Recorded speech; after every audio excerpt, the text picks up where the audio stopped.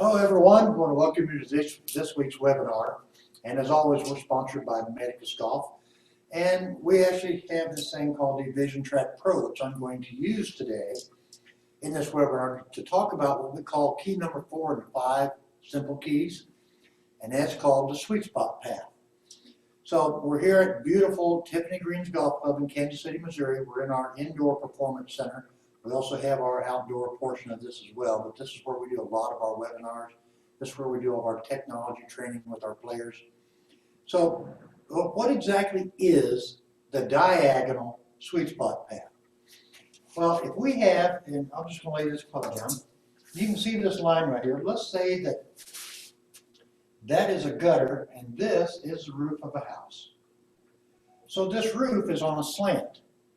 It's not vertical and it's not horizontal.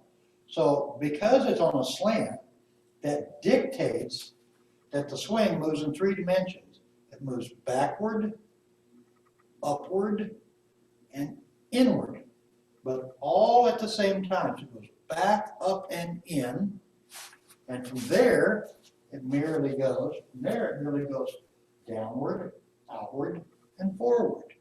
So it's always moving that way. Since we don't play golf on this vertical plane, that means that we don't take the sweet spot of the club along the target line. It's going to leave that line immediately in the backswing. It will come back to the target line approximately at impact. But depending on the shot you're going to hit, it could travel to the right of the target line or it could travel to the left of the target line. If you're a right-handed player and the path goes to the right of the target line, then you would need to have the club face, which we'll talk about in the next webinar. The club face would have to be slightly close to that in order for it to draw back to target. If you swing down into the ball and then you move to the left of the target line, so you're making your whole path go left, that's a ball that you generally use when you want to fade the ball. You need the ball to start to the left, curve back to the right. But it's important to understand that the path of the club head does not dictate the initial starting direction of the golf ball. That's controlled by the club face, and again, we'll get more into that next week.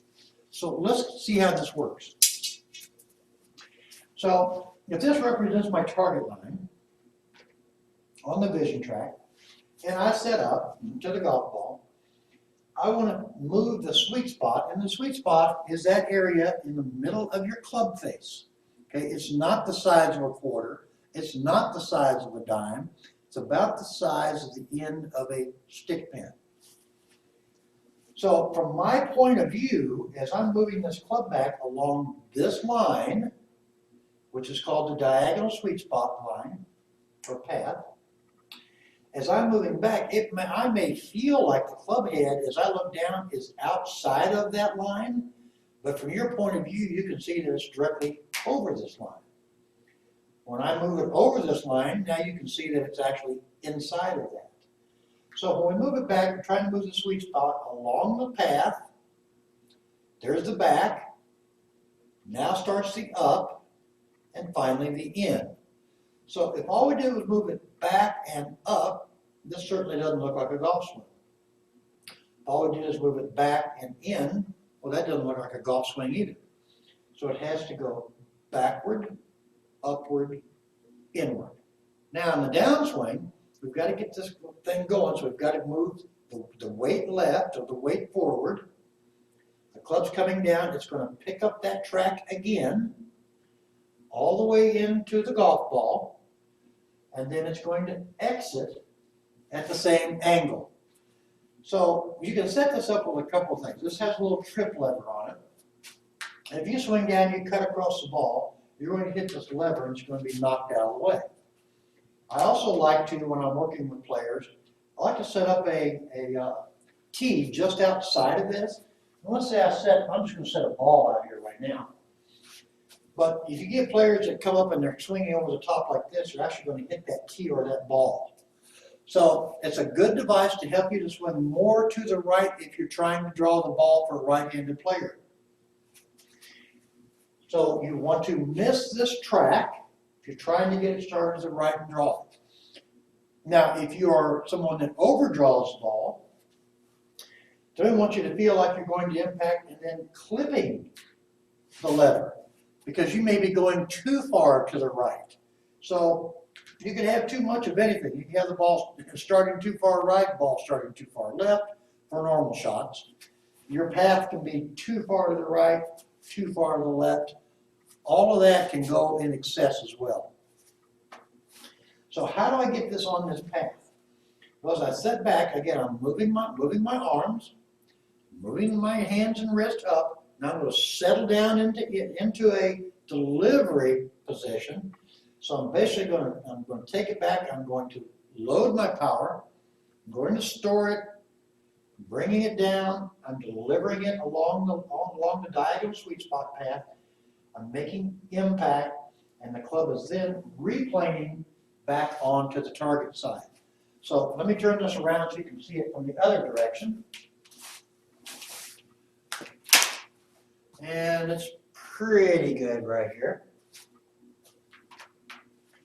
All right, so as I'm set up, thing goes back, up, and in, getting the club back down, into the impact.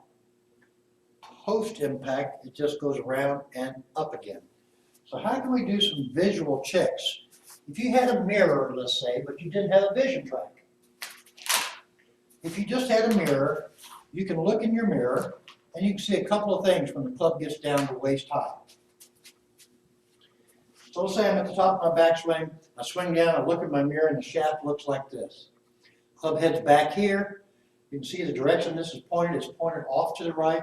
That would be more of an outward path. In other words, the sweet spot's going to be traveling outward. I could get up here and I could come down this way. Now you see the club head is really outside my hands, and the direction now is going over here. So this would be a more inward path. The club head is traveling across the ball and more inward, coming into it. To hit a fairly straight shot, pathwise, we'd want to feel the club more in line with the hands, okay, and the toe down just a touch, but that's a path, again, it's going too much to the right, too much to the left. You want it pretty much even with that. And that's going to pick this line back up into impact, post-impact, and out. So again, the diagonal sweet spot path is one half of the combination that determines where your golf ball is going to fly and how much it's going to curve. The amount of the curve is going to be the difference between the path you're swinging on and the club face relative to that path. Next week, we're going to talk about that club face and how it's going to determine your initial start direction and how it, related to this path, is going to create the amount of curve you want.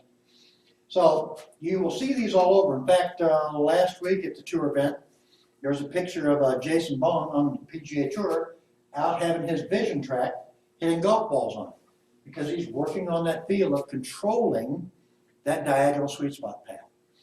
If you have any questions, feel free to email them to me. We'll talk about the club face control next week, key number 5.